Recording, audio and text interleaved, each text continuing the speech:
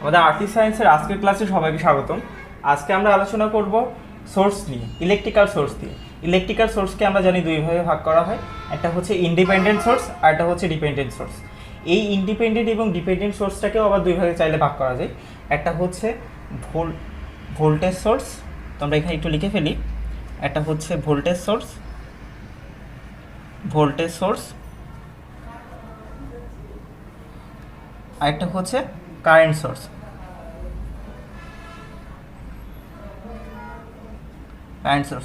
তো আজকে আমরা সবার প্রথমে ইন্ডিপেন্ডেন্ট সোর্সটা নিয়ে আলোচনা করব। তো চলো শুরু করা যাক। তো এখন আমরা আলোচনা করব ইন্ডিপেন্ডেন্ট সোর্স নিয়ে। ইন্ডিপেন্ডেন্ট সোর্সটা কি? Independent source, the source which does not depend any other quantity like voltage, current in the circuit. অর্থাৎ আমরা যদি একটু সহজভাবে বলি তাহলে ইন্ডিপেন্ডেন্ট সোর্স হলো স্বাধীন একটা সোর্স, যেটা অন্য কারো সাহায্য ছাড়াই ভোল্টেজ এবং কারেন্ট তৈরি করতে পারে। এখন আমরা দেখব হচ্ছে ভোল্টেজ সোর্স নিয়ে। তো চলো ভোল্টেজ সোর্স নিয়ে একটু দেখি। ভোল্টেজ সোর্স যেহেতু বলছি, ভোল্টেজ সোর্সটা কিন্তু আবার দুই প্রকারের হতে পারে। একটা হচ্ছে ডিসি সার্কিটের ক্ষেত্রে, আর একটা হচ্ছে এসি সার্কিটের ক্ষেত্রে। তো আমরা চলো ডিসি সার্কিটের ক্ষেত্রে প্রথমে দেখি নিই ভোল্টেজটা কেমন। ডিসি সার্কিটের ক্ষেত্রে ভোল্টেজের সিম্বলটা কিছুটা এরকমভাবে প্রকাশ করা হয়। এই পজিটিভ বলতে বোঝায় ডিসি সার্কিটের পজিটিভ টার্মিনাল এবং নেগেটিভ বলতে বোঝায় ডিসি সার্কিটের নেগেটিভ টার্মিনাল। ঠিক আছে, ডিসি ভোল্টেজ সাধারণত, অর্থাৎ ডিসি ভোল্টেজ সোর্স সাধারণত ডিসি ভোল্টেজকে সাপ্লাই করে। এখন আমি যদি বলি কোনো একটি সার্কিটের অর্থাৎ ডিসি ভোল্টেজের সোর্সের মান যদি 5 ভোল্ট হয়, তাহলে কি হবে? 5 ভোল্ট যদি হয় তাহলে সেই সার্কিটের মধ্যে সর্বদা 5 ভোল্ট ভোল্টেজই সাপ্লাই হবে, অর্থাৎ এটা কনস্ট্যান্ট থাকবে। এখন এটা যদি ডিসি না হয়ে এসি হয়, সেক্ষেত্রে কী হবে? যদি আমরা এসি এর কথা চিন্তা করি, এসি এর ক্ষেত্রে আমাদের সিম্বলটা হবে ঠিক এরকম, সাইনোসয়েডাল, ঠিক এরকম হবে। এখন যদি এসি সোর্সের মান যদি 5 ভোল্ট হয়, তার মানে হচ্ছে সেই সার্কিটের মধ্যে দিয়ে কি 5 ভোল্টই সাপ্লাই হবে? না, সেই সার্কিটের মধ্যে কিন্তু সবসময় 5 ভোল্ট সাপ্লাই হবে না। সেই সার্কিটের মধ্যে সর্বোচ্চ +5 ভোল্ট সাপ্লাই হতে পারে এবং সর্বনিম্ন -5 ভোল্ট সাপ্লাই হতে পারে। তো এটা আমরা একটু মনে রাখবো। এখন যদি আমরা কারেন্ট সোর্সের কথা বলি, তাহলে কারেন্ট সোর্সটাকে সিম্বলটা ঠিক এইভাবে প্রকাশ করা হয়। আচ্ছা, এই সিম্বলটা বলতে কি বোঝাচ্ছে বলো তো? এটা ডিসি এর ক্ষেত্রে অবশ্যই এই সিম্বলটা দ্বারা বোঝাচ্ছে একটি সার্কিটের ভিতরে কারেন্ট ফ্লো নির্দেশ করছে আর কি। তো এখন যদি কোনো সার্কিটের ডিসি সোর্স সর্বদা একই মানের কারেন্টকে সাপ্লাই করে, ঠিক আছে, কিন্তু এসি এর ক্ষেত্রেও কি তাই? এসি এর ক্ষেত্রে কিন্তু সেটা আবার ডিফারেন্ট হয়ে যাবে। এখন মনে করো এই ডিসি সার্কিটের ক্ষেত্রে আমি যদি বলি 2 অ্যাম্পিয়ার কারেন্টের কথা যদি চিন্তা করি, 2 অ্যাম্পিয়ার কারেন্টের কথা যদি চিন্তা করি, তাহলে ডিসি সার্কিটের সোর্স সর্বদা 2 অ্যাম্পিয়ার কারেন্টকেই সাপ্লাই করবে। বাট আমি যদি এসি এর কথা বলি, এসি এর সিম্বলটা কিন্তু এসি ভোল্টেজ সোর্সের মতোই হবে। এসি কারেন্ট সোর্সের যে সিম্বলটা এসি ভোল্টেজ সোর্সের মতোই হবে। তো আমরা যদি বলি 2 অ্যাম্পিয়ার কারেন্টের কথা, তাহলে এসি সোর্সে সর্বোচ্চ +2 অ্যাম্পিয়ার কারেন্ট সাপ্লাই হতে পারে এবং সর্বনিম্ন -2 অ্যাম্পিয়ার কারেন্ট সাপ্লাই হতে পারে। এখন আমরা আলোচনা করব ডিপেন্ডেন্ট সোর্স নিয়ে। ডিপেন্ডেন্ট সোর্সটা কি?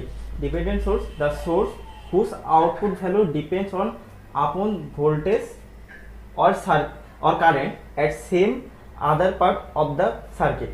একটু সহজভাবে যদি বলতে চাই, ডিপেন্ডেন্ট সোর্সটা হচ্ছে পরাধীন একটা সোর্স, যেটা বিভিন্ন ধরনের ভোল্টেজ এবং কারেন্ট সোর্সের সাহায্য নিয়ে নিজের ভোল্টেজ এবং কারেন্টকে সাপ্লাই দেয়, তাকে বলা হয় ডিপেন্ডেন্ট সোর্স। আচ্ছা, ডিপেন্ডেন্ট সোর্সের একটা কি সিম্বল দিয়ে প্রকাশ করা হয়, চলো সেটা একটু দেখে নিই। সাধারণত 2 ধরনের সিম্বল হয়, একটা হচ্ছে ডিপেন্ডেন্ট ভোল্টেজ সোর্স আর একটা হচ্ছে ডিপেন্ডেন্ট কারেন্ট সোর্স। তো ডিপেন্ডেন্ট ভোল্টেজ সোর্সটা কেমন সেটা একটু চলো দেখি।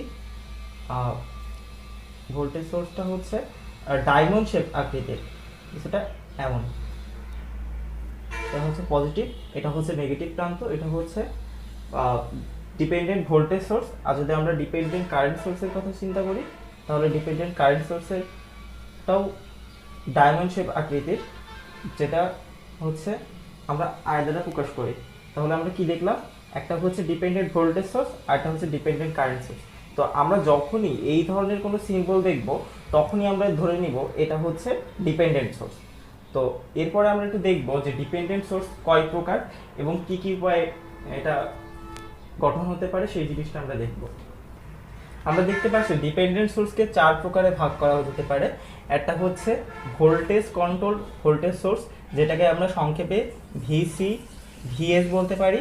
একটা হচ্ছে ভোল্টেজ কন্ট্রোল কারেন্ট সোর্স, যেটাকে সংক্ষেপে ভিসি সিএস বলতে পারি। একটা হচ্ছে কারেন্ট কন্ট্রোল ভোল্টেজ সোর্স, যেটাকে আমরা বলতে পারি সিসিভিএস। এবং আরেকটা হচ্ছে current control current source CCS. আচ্ছা, ভোল্টেজ কন্ট্রোল ভোল্টেজ সোর্স বলতে কি বোঝায়? তার মানে বোঝাচ্ছে হচ্ছে সোর্সটা হচ্ছে ভোল্টেজে থাকবে এবং এইটা হচ্ছে ভোল্টেজের সাহায্য নিয়ে চলবে বা সাপ্লাই দেবে, যাই হোক। তো আমরা এখন একটু ভোল্টেজ কন্ট্রোল ভোল্টেজ সোর্স সম্পর্কে একটু ডিটেল জানবো। তো চলো একটু জেনে নিই ভোল্টেজ কন্ট্রোল ভোল্টেজ সোর্সটা কি এবং কিভাবে এটা গঠন করা হয় সেটা একটু দেখে নিই। তো একটা সার্কিট বিবেচনা করা যাক। এই সার্কিটের আমরা দুই পাশে দুইটা পোর্ট চিন্তা করব।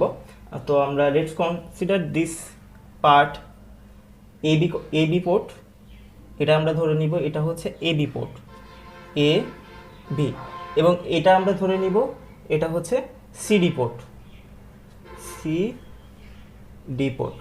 আচ্ছা, এখন আমি যদি যে কাজটা করব সেটা হচ্ছে আমরা কিন্তু এখানে বলতে পারি, সেটা হচ্ছে কি বলতে পারি, যেহেতু ভোল্টেজটা ভোল্টেজের উপর ডিপেন্ড করবে সেহেতু আমরা এখানে পজিটিভ প্রান্ত এখানে একটা নেগেটিভ প্রান্ত দিতে পারি এবং there is a voltage across A B, যেটাকে আমরা বলতে পারি ভিএবি। ঠিক আছে, আর আমরা আরেকটা জিনিস দেখছিলাম, সেটা যেহেতু এটা ডিপেন্ডেন্ট সোর্স সেহেতু আমাদের এখানে অবশ্যই একটা ডিপেন্ডেন্ট সিম্বল থাকবে। তো ডিপেন্ডেন্ট সিম্বলটা কেমন হবে সেটা একটু আমরা দেখে নিই। ডিপেন্ডেন্ট সিম্বলটা হবে কিছুটা এরকম টাইপের, যেটাকে আমরা বলতে পারি ডিপেন্ডেন্ট সিম্বল, এটাকে আমরা ভিসিডি নাম দিতে পারি। ঠিক আছে, এখন আমি কিন্তু এখানে বলতেই পারি ভিসিটা ভিএবি এর উপরে ডিপেন্ড করে। তাহলে আমরা এখান থেকে তাহলে কি লিখতে পারি, যেহেতু ভিসিডি ডিপেন্ডস অন ভিএবি সেহেতু আমরা বলতে পারি ভিসিডি সমান ভিএবি। এবং শুধু তাই না, there will be a factor as mu. আচ্ছা, এই মিউ থেকে আমরা কি লিখতে পারি বলো তো? মিউ সমান সমান ভিসিডি ভাগ ভিএবি।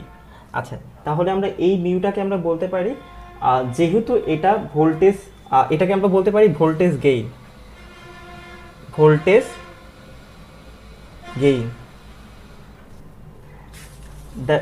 এই মিউটা হচ্ছে the ratio of two voltage, তাই না? তাহলে আমরা এটাকে আমরা লিখতে পারি the ratio of two voltage.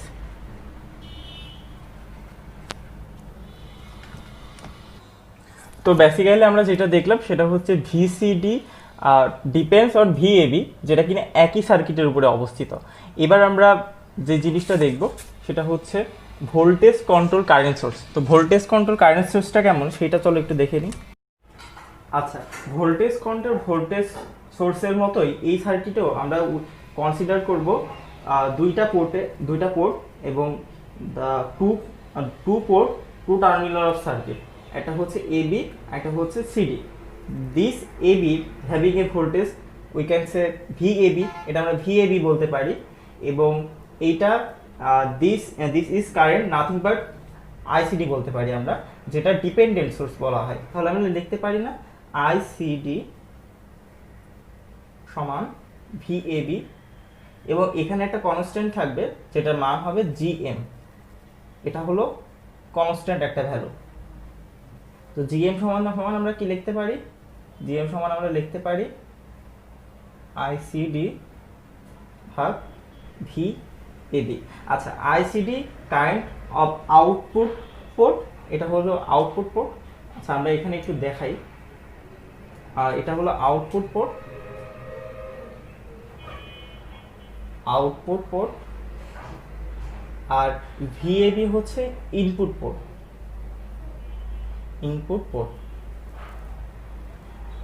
তো এখানে আমরা দেখতে পারলাম যে আইসিডি হচ্ছে আউটপুট পোর্ট আর ভিএবি হচ্ছে ইনপুট পোর্ট, এবং এই জিএম কে আমরা বলতে পারি ট্রান্সকন্ডাক্টর। ঠিক আছে, এবার আমরা দেখব current control voltage source.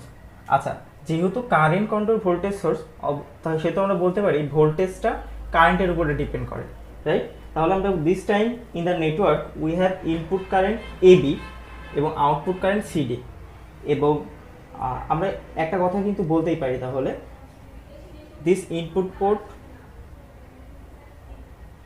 Current IAB এবং আউটপুটে হবে কি হবে ভিসিডি হবে।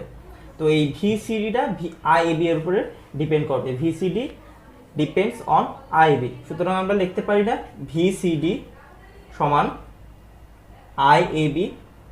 আচ্ছা, আর এখানে একটা কনস্ট্যান্ট মান থাকবে যেটাকে আমরা বলবো যেটা আমরা আর দ্বারা প্রকাশ করব। আর সমান সমান আমরা কি বলতে পারি, আর সমান সমান আমরা বলতে পারি ভিসিডি ভাগ আইএবি। ঠিক আছে? তো আরটা কি, আরটা হচ্ছে ratio of voltage and current, ratio of voltage and current. এবং এই আরটাকে বলা হয় ট্রান্স রেজিস্ট্যান্স। কি বলা হয়? ট্রান্স রেজিস্ট্যান্স বলা হয়। আমরা বলতে পারি ট্রান্স রেজিস্ট্যান্স।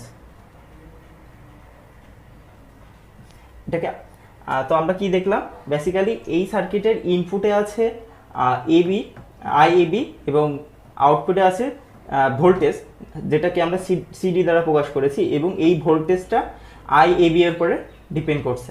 ঠিক আছে? এখন আমরা দেখব কারেন্ট কন্ট্রোল কারেন্ট সোর্স। এর মানে হচ্ছে কারেন্টটা কারেন্টের উপরে ডিপেন্ড করবে। অর্থাৎ এখানে আমরা দেখছি এই সার্কিটের দুইটা টার্মিনালে একটা পোর্টে আছে এবি আর একটা আছে সিডি। এখানে দেখছি আমরা ইনপুট এবি আমরা লিখতে পারি আইএবি এবং আউটপুটে আমরা লিখতে পারি আইসিডি, তাই না? এই আইসিডিটা আবার আইএবি এর উপর ডিপেন্ড করে বরাবরের মতোই। আর এইটা যেহেতু এই সিম্বল দ্বারা আমরা বলেছি, সিম্বল দ্বারা কি বোঝাই, ডিপেন্ডেন্ট সোর্স, তাই না? তো আমরা এখান থেকে কিন্তু ইজিলি লিখতে পারি, কি লিখতে পারি, আইসিডি ডিপেন্ডস অন আইএবি, তাই না? তাহলে আমরা লিখতে পারি আইসিডি সমান আইএবি। আর এখানে একটা কনস্ট্যান্ট ভ্যালু থাকবে যেটাকে আমরা বলি বিটা। আচ্ছা, বিটাটা তাহলে সমান সমান আমরা কি লিখতে পারি, আইসিডি ভাগ আইএবি। আচ্ছা, এই বিটাটাকে আমরা বলতে পারি, বিটাটা যেহেতু ডাইমেনশন লেস কোয়ান্টিটি,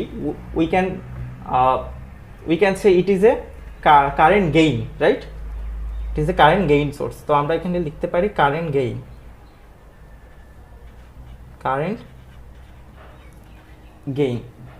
কারণটা কি আবারও বলি, সেটা হচ্ছে dimension less quantity we can call as current gain, right? তো এই ছিল আমাদের তিনটা ডিপেন্ডেন্ট সোর্সের প্রকারভেদ। তো এই চারটা ডিপেন্ডেন্ট সোর্সটাকে আমরা একটু আরেকবার করে একটু দেখি। আমরা সবার প্রথমে দেখছিলাম ভোল্টেজ কন্ট্রোল ভোল্টেজ সোর্স, যেখানে ভোল্টেজ সোর্সটা ভোল্টেজের উপরে ডিপেন্ড করে, অর্থাৎ এই ভিসিডি ডিপেন্ডস অন ভিএবি। সুতরাং এখান থেকে আমরা পেয়েছিলাম রেশিও অফ টু ভোল্টেজ, যেটাকে আমরা বলতে পারি ভোল্টেজ গেইন। ঠিক আছে? তারপরে আমরা দেখছিলাম ভোল্টেজ কন্ট্রোল কারেন্ট সোর্স, যেখানে কারেন্টটা ভোল্টেজের উপর ডিপেন্ড করে। এখানে আইসিডি ডিপেন্ডস অন ভিএবি। সুতরাং আমরা এখানে একটা কনস্ট্যান্ট পাইছি যেটা আউটপুট এবং ইনপুটের রেশিও, এবং এটাকে আমরা বলতে পারি ট্রান্সকন্ডাক্টর। এই জিএমটাকে আমরা বলতে পারি ট্রান্সকন্ডাক্টর। এরপরে আমরা কি পাইছি, এরপর আমরা পেয়েছি কারেন্ট কন্ট্রোল ভোল্টেজ সোর্স, অর্থাৎ ভোল্টেজটা কারেন্টের উপরে ডিপেন্ড করবে। ঠিক আছে? এখানে আমরা দেখতে পাচ্ছি যে আউটপুটে আছে ভিসিডি এবং ইনপুটে আছে আইএবি, এবং এই ভিসিডিটা ডিপেন্ড করে আইএবি এর উপরে। এখানে আমরা দেখতে পাচ্ছি আর কনস্ট্যান্ট হিসেবে আর আছে, এবং আরটা হচ্ছে ভোল্টেজ এবং কারেন্টের রেশিও, এবং আরটাকে আমরা বলতে পারি ট্রান্স রেজিস্ট্যান্স। এবং সর্বশেষ আমরা কি দেখেছি, সর্বশেষ আমরা দেখেছি current control current source. Current control current সোর্সে আমরা কি দেখলাম, যে ইনপুটে আছে দুইটা টার্মিনালের ইনপুটে আছে এবি এবং আউটপুটে আছে সিডি। আউটপুটের এইটা একটা সোর্সে ডিপেন্ডেন্ট সোর্সে আবদ্ধ, যেটাকে আমরা বলতে পারি আইসিডি, এবং ইনপুটে আমরা বলতে পারি আইএবি। এবং এই আইসিডিটা আইএবি এর উপরে ডিপেন্ড করে, যেটা আমরা লিখেছি এখানে আইসিডি, এবং এখানে আমরা কনস্ট্যান্ট হিসেবে পেয়েছি বিটা ইন্টু আইএবি, এবং বিটা সমান সমান আমরা লিখতে পারি রেশিও অফ আইসিডি ভাগ রেশিও আইসিডি আইএবি এর। ঠিক আছে? এখন এটাকে আমরা ইজিলি বলতে পারি কারেন্ট গেইন। এই ছিল আমাদের ডিপেন্ডেন্ট সোর্সের চারটা প্রকার।